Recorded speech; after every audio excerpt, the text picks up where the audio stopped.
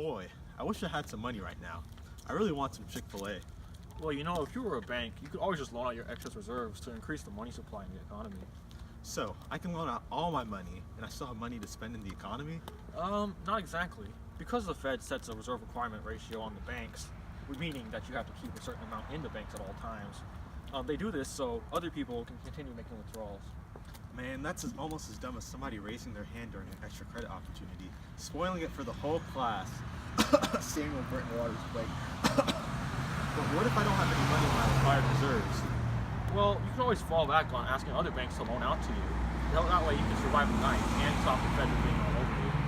Just like the girls when they first heard Little Creeper. Well, I'm sure, but the interest rates for this are super high. Keepers creepers, so I can make an infinite amount of money? Psych, you thought. Nani? Well, actually, the amount of money you can increase the economy by is limited because of the reserve requirement rate. You also need help from other banks to continue loaning out money to you, and from people to continue depositing into your banks. I still feel like I'm not getting it. I've heard that one before, but I'll show you what I mean. Oh, my bad. You weren't supposed to see that. Okay, well, Ringo. Well, you see, the T-chart is another way to organize the information about a banking system and how they loan out money. On the right, you have the liabilities for the bank, which is what the bank technically owes. And what you start with is the demand deposits. And in this case, it's $1,000. That means a person or people came in and deposited $1,000 into their account. On the left, you have the assets, which are what the bank can use to increase the money supply for the whole economy. On the top, you have the reserve requirements. And in this case, it's $100. That means 100 out of 1,000 makes the reserve requirement ratio 10%. And what the rest of the money from the demand deposit that doesn't go to the reserve requirements is the excess reserves. And since 1,000 minus 100 makes it 900, then that's the amount of free money the bank has to loan out. And as of right now, even though the loans are $0, in this case, they can take all of the excess reserves and fully loan it out, making the loans 900. And by doing so, they increase the total potential for the increase in money supply. Let's get this bread.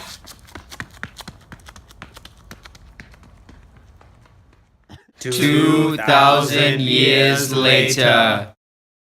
Freaking heck! I've created so much money with the banking system, but I still can't pass high school economics. College board can...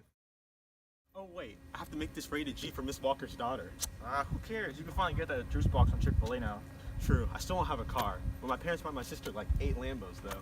Don't worry, I'll call a taxi.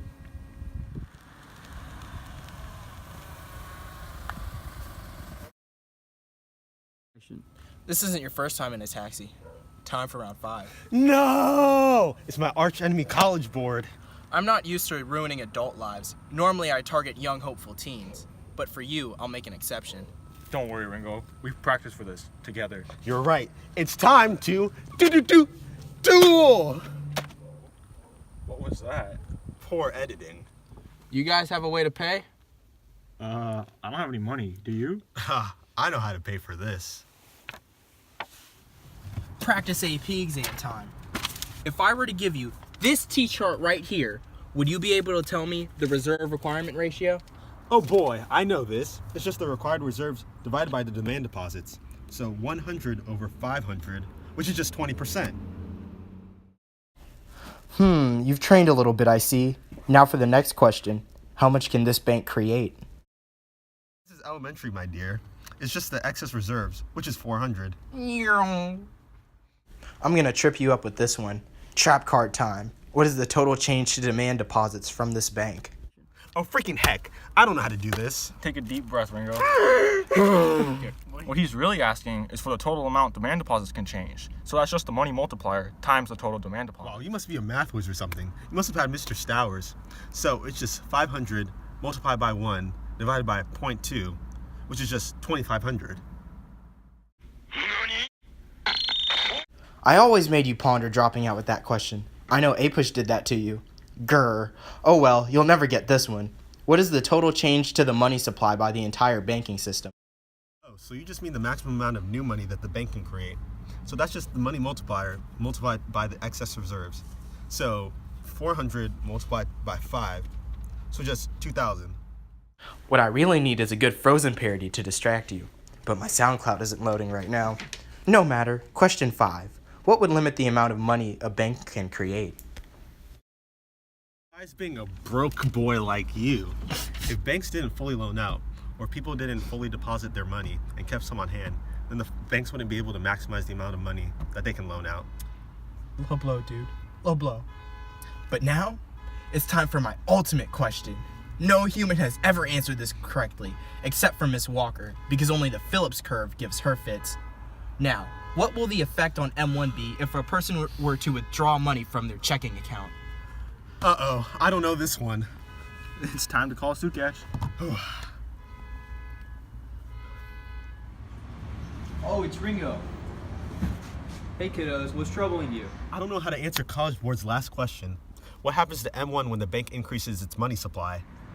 Oh, that can be pretty complicated because M1 is the amount of money you either have on hand or in a checking account. And since you got the money from your checking account, M1 would stay the same. Whew, thanks. Really just saved my non-vegan bacon. The answer is that it has no effect on M1. Incredible! His economic knowledge level is over 9,000! Ha! I always knew bigger was better. Anyways, my stop is up ahead. Time to celebrate. Close my door, big head!